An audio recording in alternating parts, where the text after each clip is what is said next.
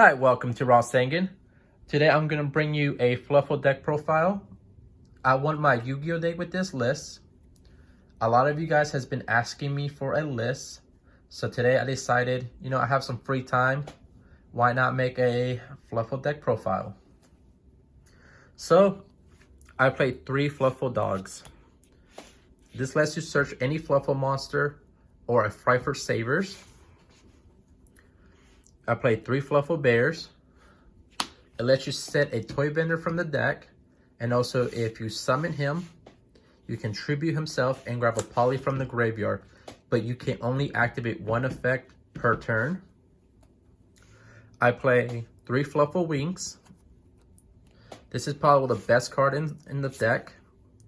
So basically, you banish it and another Fluffal monster. If you have a face-up toy vendor, you can draw 2 cards and send Toy Bender to the graveyard. The Toy Bender's effect is when it hits the graveyard, you get to search a Fluffal monster or an Agent Savers. And its other effect, a Toy Bender, you can discard a card and draw a card. If it's a Fluffal monster, you can special summon a card from your hand. Otherwise, send it to the graveyard. I also play 2 Fluffal Penguins. If you want to drop it down to 1, you can. It's not like, normally this deck's gonna OTK, so you're probably gonna resolve Fluffal Penguins effect once, plus it's searchable. I played 1 Fluffal Cat. Normally it's because you can chain block with Cat and Penguin. So if you know your opponent has a strike set, you make Sabertooth. Pop what cards you need as Chain Link 1 and make Cat Chain Link 2. So that strike's gonna negate Cat's effect.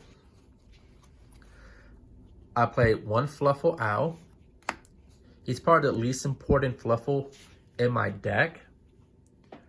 But there is a situation where you would want a Fluffal Owl in your deck.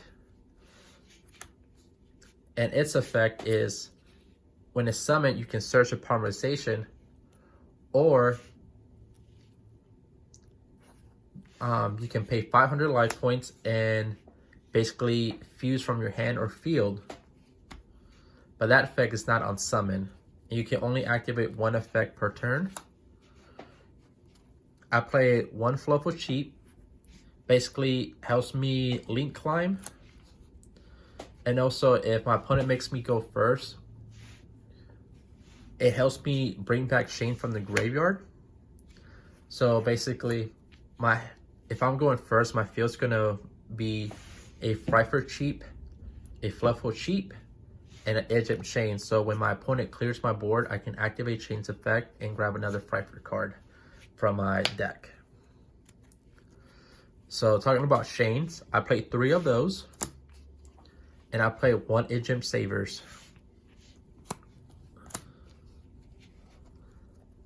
I played 3 Nibiru's.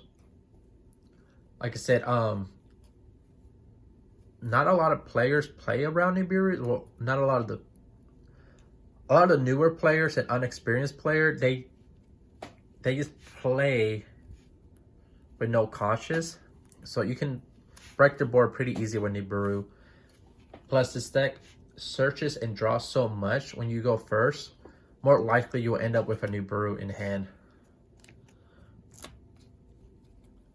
And if your opponent does make you go first, or you do clear the board with Nibiru, I played 3 Christia, so I can basically stop them from specialing summon. Every time I summon Christia, I win the duel. The easiest out to Christia is Impermanence, of course, but they have to have it. And normally, if they do have Impermanence, they'll be trying to negate other monsters' effect. I also played 3 Toy Vendors. I'll explain the effect earlier. I played 3 Fluffal Patchworks. It lets you grab a Fluffal, It lets you grab a agent monster, and it lets you grab a polymerization. And it's also searchable by Agent Chain. I played 3 polymerizations, 1 Fluffal Fusion. 3 foolish goods, so I can send Toy Vendor to the graveyard to let me grab the missing combo pieces. And the most broken card in the deck is Super Polymerization. Helps clear your board and also helps OTK your opponent, and also helps you play through Nibiru.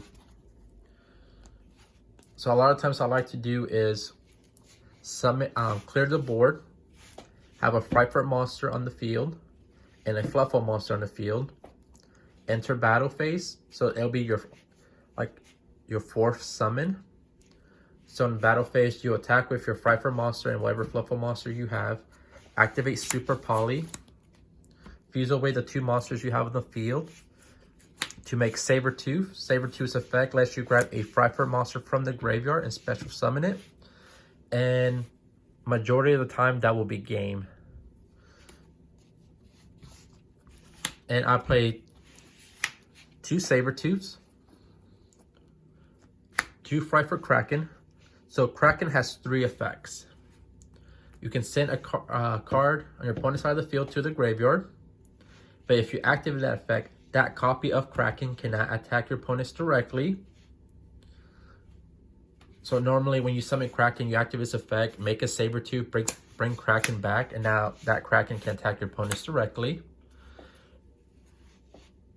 Also, if this card attacks at the end of the battle phase, you can switch it to defense mode. And it's a 3000 defense, so it has a big butt.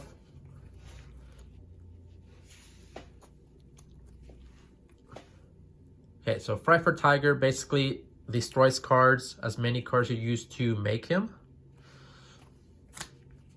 So he's the card that helps you clear the board, clear back row, etc. Frankfurt's cheap. His effect is when he attacks,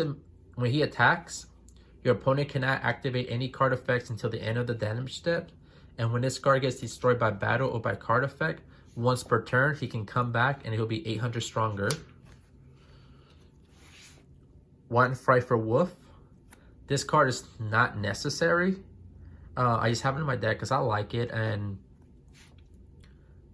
if you do get Nibiru and your opponent special summons Nibiru in defense mode, this card can easily help you OTK because you can easily make this monster attack 5 times.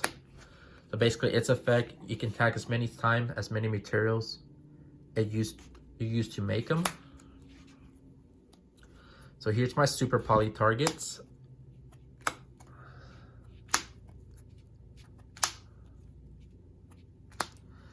And I only play 2 Link monsters, is Lagna, just because it's a generic Link 2.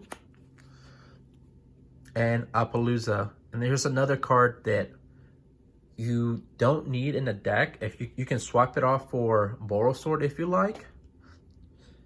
But I just like Appaloosa better because sometimes your hand's insane. And